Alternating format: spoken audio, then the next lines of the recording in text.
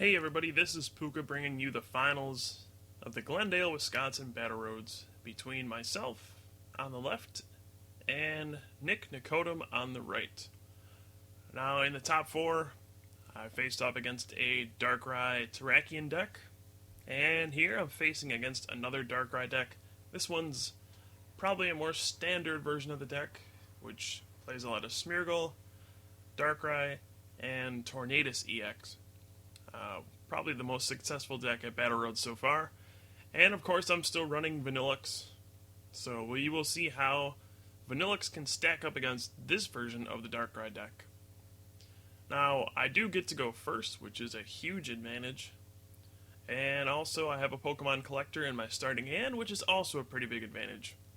Pretty much a perfect start for me.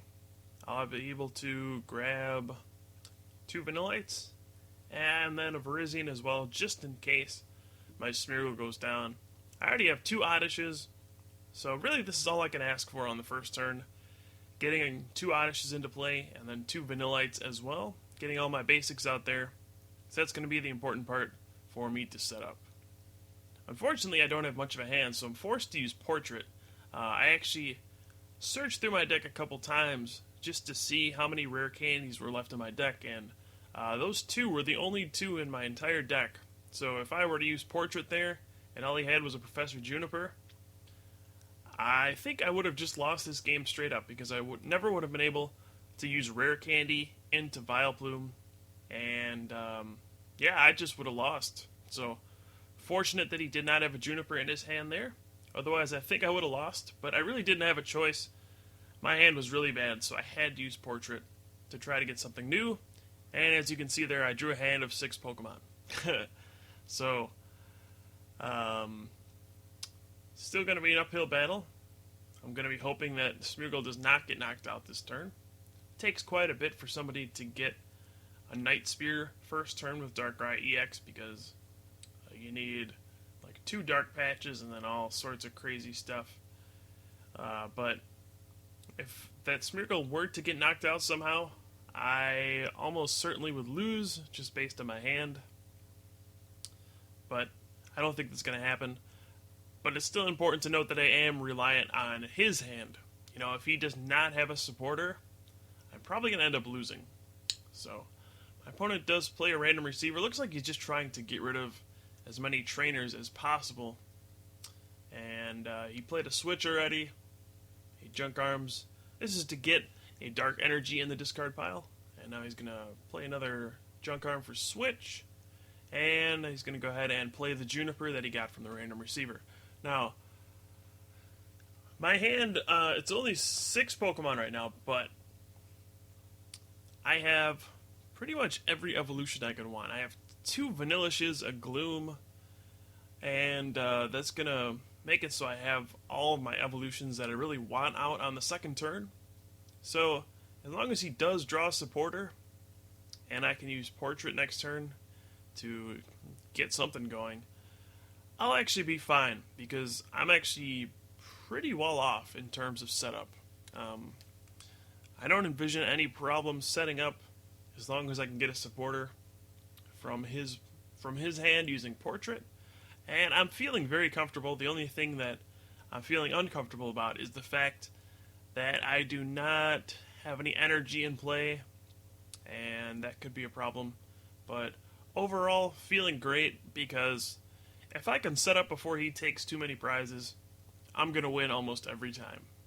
That's just how this deck functions against a Darkrai deck. Vanillux just paralyzes EXs until they die pretty much, and then you get 2 prizes for it. And then Vanillux has 130 hit points, so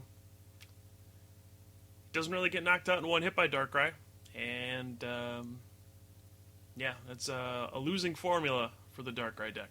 So he does play a catcher, brings out my Oddish, which is pretty annoying actually. Now I won't be able to use Portrait, but he gets a look at my wonderful 6 Pokemon hand.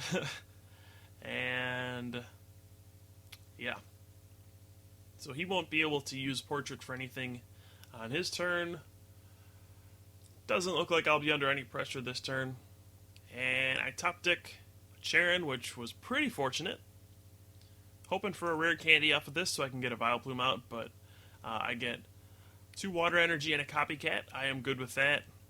The main thing was getting a water to retreat. And as you can see right here, this is a pretty perfect start overall. And I actually don't even bother attaching and retreating. I'm just going to attach a water to the Vanillish, because I don't really mind if the active Oddish gets knocked out. And I also don't mind if he catches Gloom and knocks it out, because I can still get a rare candy and Vileplume out into play. So overall, things are looking up. It's actually going to be tough for him to even get an attack off this turn, so I'm not too worried. He would still need... he had the Dark Patch, so he'll need like a switch and then another energy. So not too likely, but that could happen. And I mean, when you're facing Darkrai with Vanilluxe, the only time you're really going to feel a whole lot of pressure is if you fall behind about 3 or 4 prizes. Then you're probably not going to win.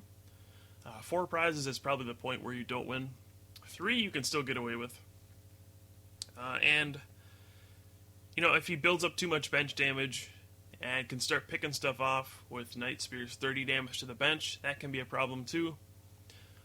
But overall, there really aren't too many targets for your deck once you get set up. The Victini is the biggest target because it'll have 60 hit points. That's 2 hits from the Night Spear bench damage from Darkrai. But overall, not too big of a deal. And I do play Blossom as well, so hopefully I'll be able to get that into play and heal off some bench damage. Now, here, my opponent does Junk Arm for Catcher, gets my Gloom, and he actually had a Sky Arrow Bridge in his hand. I'm not sure why he didn't play that. That would have given his Smeargle free retreat so that he only would have needed to draw a Dark Energy to attack this turn. But now he just gets a Copycat for 5, and he's going to need an Energy and a Switch, or to draw that Sky Arrow Bridge once again. So, a little strange that he did not go ahead and play the Sky Arrow Bridge. It's actually going to come back to bite him, I think, because he will not be able to attack now this turn. Maybe it was his plan not to attack me. He does know I play Twins, so maybe he wants to set up a little more before he starts attacking into me. But for the most part, I think he probably should have played the Sky Arrow Bridge just to give his Smeargle free retreat. And yeah, oh well. So now he actually does not knock out the Gloom, so I get to get my Vileplume out. And I actually didn't have to use Rare Candy to do it. This is kind of strange. Normally your Oddishes do not live. And yeah, this is just kind of weird. So I will get everything into play here. I have the Vileplume, and then I'm going to go ahead and Portrait and see. Okay, he doesn't have much of a hand there. It's 3 trainers, which are now worthless, and then a Tornadus EX. So he really doesn't have anything. He's going to be reliant on Portrait to get a supporter, or he's going to have to top deck something. And he actually won't even be able to attack until he draws an Energy or a Sky Arrow Bridge to get that Smeargle out of there. So I'm actually feeling super comfortable as long as I can get a Vanilluxe into play, and then we'll go from there. So I also draw Rescue Energy out. I actually can't play that. I already attached to retreat this turn, so okay, good. We caught that, thankfully. Don't want to cheat here, especially on camera. That would make me look bad, wouldn't it? But overall, not the greatest hand in the world, but definitely gives me options, and I am feeling great. So, once again, these videos are more of a first-person commentary, just to give an idea what goes through your head if you're playing a slow stage 2 deck like mine in a top cut match like this, because it's actually it's not seen too often anymore. Most matchups nowadays are just a ton of Darkrai, Darkrai, Darkrai over and over and over, and yeah. So I do play the Charon to draw 3, I will get my Vanillix into play, and now I'm feeling great about my chances of winning this game. Now, I did just kind of portrait here. I didn't expect my opponent to actually have a supporter because he portraited from my Charon and then he didn't play a supporter. So I was actually pretty shocked to see a Juniper there, and that actually kind of stung a bit because I had to discard 2 energy, a water, and the rainbow. And that's not something I wanted to do because one way I can lose this matchup is late in the game if he plays an N and I don't have any energy to attack. I might not draw into another energy in order to use double freeze. That's actually how I lost when I played against Nick in the Swiss round. I didn't have an energy to use double freeze for the last couple turns, and I ended up losing because I just had to sit there and pass as he won the game. So that could be troublesome. I'm actually very worried about that when this happens. I only have 11 energy in the deck, so everyone is precious. I had to waste 1 to retreat already. So right now, if you're keeping track, that means I paid 1 to retreat my Gloom. It's 2 in the discard pile off of that Juniper. And there's 2 in play, so I only actually have 6 energy left in my entire deck to work with for the rest of the game. Now this means if he knocks out that Vanillix and then 3 more, I can't actually attack for the rest of the game. I won't have the energy for it. And if I have any energy prized, then I'll only be able to attack with 2 more Vanillixes after the initial one. So this is a very scary situation for me that could end up very poorly, and it really leaves me vulnerable to N as well later on in the game, because if I get put down to a small hand size, odds are I will not draw an energy to attack, and that could provide him with an opening to win the game. So he is just going to start off by retreating to Tornadus EX and hitting me for 60 with blow through. An interesting play. I don't know how much I like that. If you're going to send up an EX, you probably want to take a prize, because now I'm just going to go ahead and retreat and, well, double freeze probably. And that's going to be that. I mean, I'm going to get 2 prizes off the Tornadus EX probably, assuming I don't flip 4 tails. That would be a bummer. And I'm going to go ahead 2 prizes, which, I mean, going ahead by 2 prizes with the Vanillix deck is pretty ridiculous. It doesn't really happen too often. So I go ahead and portrait, and I see he has no supporters and no nothing. So I am just going to go on the offensive, double freeze, and I'm going to hit him for 40 and paralyze. So now starts the slow, painful death by Ice Cream Cone. My opponent does top deck a Professor Oak's New Theory, so that is a little unfortunate for me. Part of the reason I went on the aggressive like this was because I saw my opponent didn't have anything, and I also did not play the N in my hand because I saw my opponent had nothing, but I guess that all kind of backfired when he top decked a supporter. It's okay though, not the end of the world. That Tornadus EX is stuck there. He's paralyzed, cannot retreat, cannot attack, and Vileplume, the allergy flower, prevents any items from being played, like Switch, Pokemon Catcher, Junk Arm, and yeah, so Tornadus is really just stuck there. And I do hit 2 heads for double freeze. That's a pretty big deal. I will now have 120 damage on this Tornadus EX. And yeah, it's just going to speed up the whole process of me knocking him out, which is always a good thing for me. So at this point, I draw a Twins. I should probably play the N for my hand because there's a chance I could knock him out. But it looks like I'm just going to go ahead and attack. And oh no, 4 tails. This is the danger with Vanillix. You might feel like you're super comfortable, that nothing can go wrong, and then you flip 4 tails and you go, oh, that could go wrong, huh? And in your head, you never really account for the fact that you're going to flip 4 tails because I mean, the odds are pretty low of that. It's probably like 1 in 20 that you flip 4 tails. Not great. So, you always just kind of assume that you're going to paralyze your opponent. Sometimes it just doesn't happen, though. And now this is going to provide my opponent with a big opening. Fortunately for me, I don't think this will be too big of a deal because he actually has not taken a prize yet. And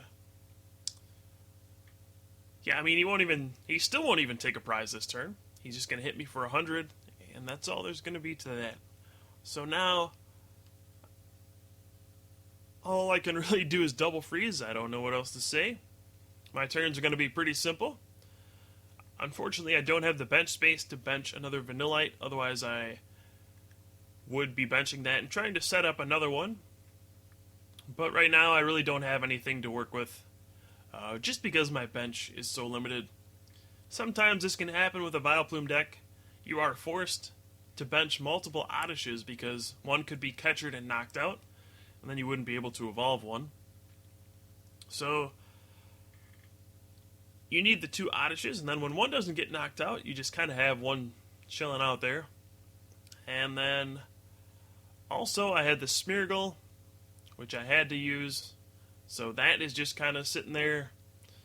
And this means I don't have any bench space for a 3rd Vanillite because I need those 2 Vanilluxes in play, and also I need Victini to use Victory Star, because as you can see, I'm not too good at the whole heads flipping thing for the most part. At least, my track record hasn't been too good this game so far.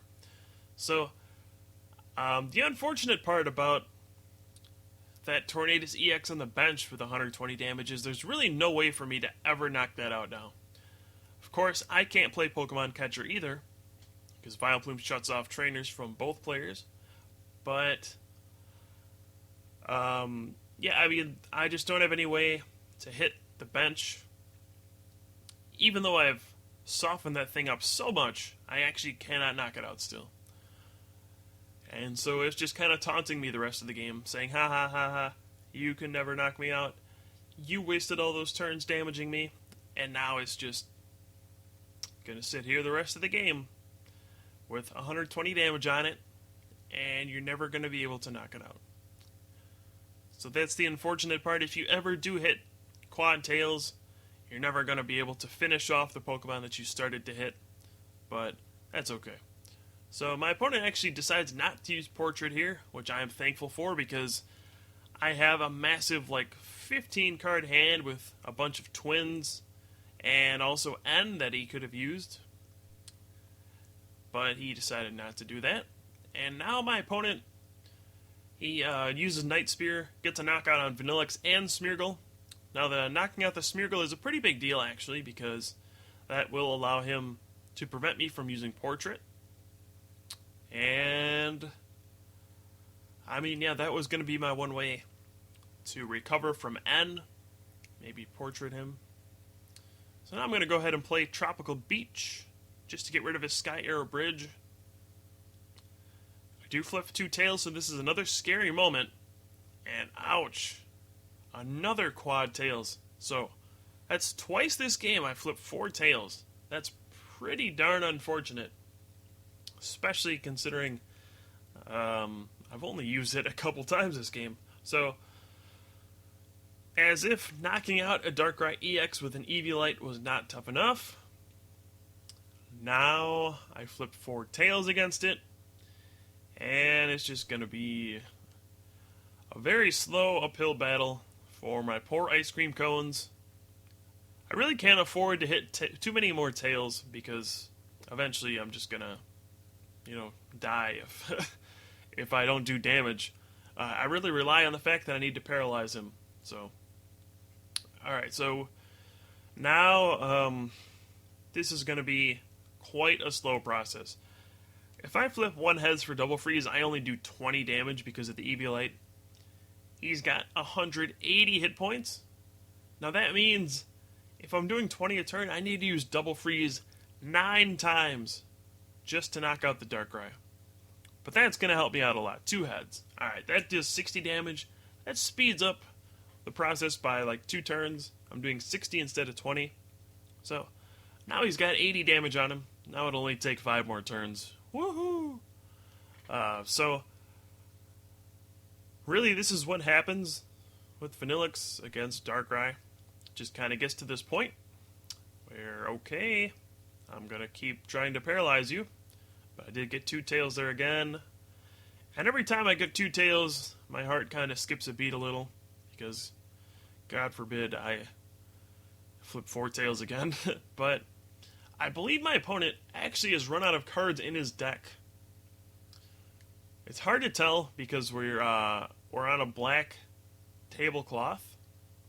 And he uses black sleeves. So I can't actually tell for sure. But I do remember in this game he was very close to decking out. And he actually might be decking out right here. And yeah, he actually plays N. He shuffles his hand into his deck, which his deck is now his hand. His hand... It was his hand, now it's his deck, because he had no cards left in his deck. So, he's actually playing the N to prevent himself from decking out.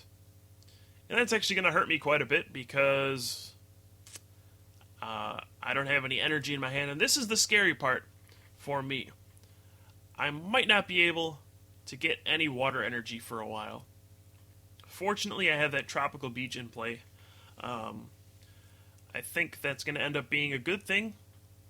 That will help me recover from N if I am not able to draw a water energy. So I'm feeling okay because Tropical Beach, I can use a turn to refill my hand up to 7 and I'll be fine. Hopefully I'll draw water from 7 cards. But still a scary moment in this game because if I don't draw water energy, this active Vanillix will get knocked out for sure. But if I don't draw water energy, then I won't be able to attack again, and I could just lose. So this game is certainly not over yet. I would say I am a favorite to win at this point, but certainly not over by any means. I'm actually... my opponent's saying, yeah, you probably want me to use that Tropical Beach, huh? Then I'll deck out. See, I evolved that Vanillix there. I don't think that was a correct play. Because I know my opponent's going to have to use an N to prevent himself from decking out. And the way the timing is going to work out, he's going to have to play an N, and then he'll probably knock out my active. Which means the whole Vanillix line is going to be returned back to my hand. And when that happens, I'm going to have a bunch of cards, so I won't be able to use Tropical Beach. So I want to be able to play the Vanillix from my hand when he uses N and knocks me out. Kind of a complicated situation, but overall, I think it's better not to evolve that Vanillix there. But we'll see if it ends up mattering at all. So I do knock out this Darkrai. I take 2 more prizes, and I'm actually pretty scared at this point. If you take a look, I have absolutely nothing in my hand. In terms of energy, I don't have any supporters that I can actually play. And this could be a really bad situation.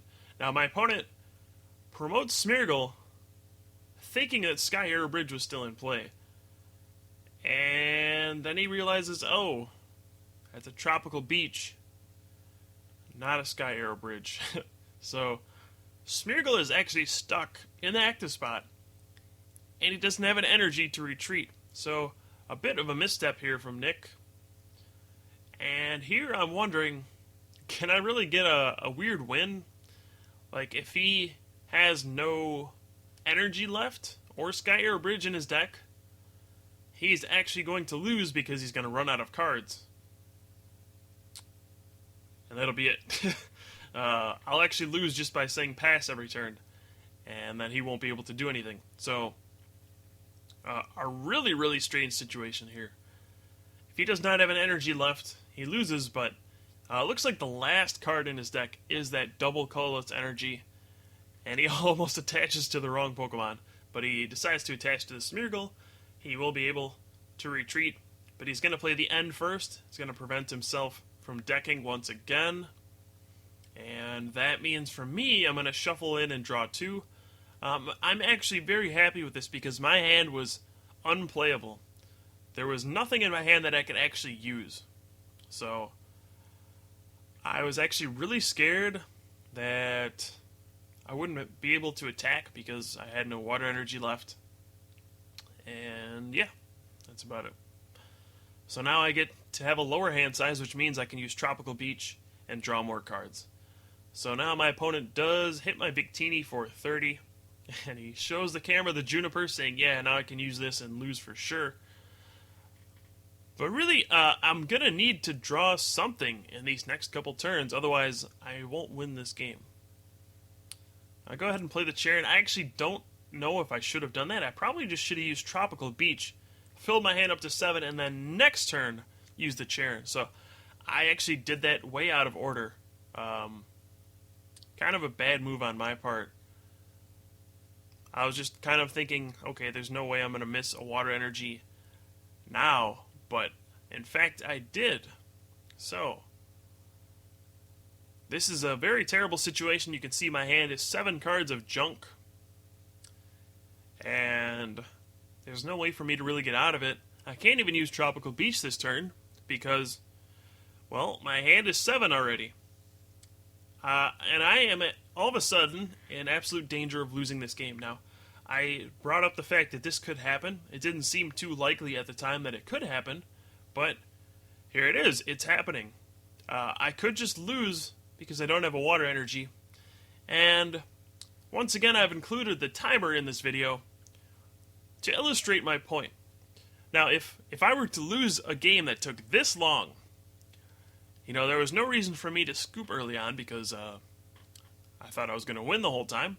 But if I were to lose this very long game, I would have to probably win another very long game in the game 2, and then we would have probably 5 or 10 minutes left for the third game, and then I'm at a huge disadvantage. My deck is just much slower than his. I'll probably lose on time. So I'm very scared at this point. My opponent is down to 2 prizes now, and as you can see, I have just like 5 trainers in my hand that I can't play and 2 Pokemon. So he's going to hit the Victini for 30. All I can do is promote Vanillix and hope I draw a water, and wow, I draw a Twins. That's perfect. I can play that now because he's down to 1 prize, and here we go. I get to draw my Twins and search for 2 water energy, and now this is going to be it, folks. It's all going to come down to these double freeze flips. If I don't miss any flips, I will win the game. I'll take out that Darkrai, take my last 2 prizes, and that will be that. If I do miss flips, I lose. So it all just rides on these flips right now. There's nothing that can be done about it. And here we go. Double freeze number 1 does 40. My opponent won't deck out, I don't think. The game will end before that happens. So, the pressure's on here. Do I actually get to knock this guy out or not? So I'm actually just going to attach the water to my active, because if he plays an N, I won't be able to draw that back probably. And once I get him down to 60 hit points left, I want to just be able to say Frost Breath, good game, not have to worry about using Double Freeze anymore. So that's just kind of the point we're at, and I get a couple more Vanillix into play. Here is the big Double Freeze. Alright, I do 40 more. So now he's at 120 damage, and this is game over.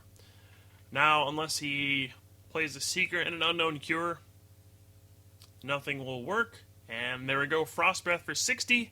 So even though that game started off very well for me, it was a really tough finish, just not being able to draw the water energy at the end. You can see my hand really got clumped up with trainers and useless Pokemon at the end of the game, and I couldn't draw into anything I wanted. And that was a scary moment, but I did flip Quad Tails 4 times and still managed to win. So I gotta be feeling good about that. So this was game 1. Stay tuned for Game 2. This is a best of 3 series here in the finals of the Glendale, Wisconsin Battle Road. And we'll be right back for Game 2.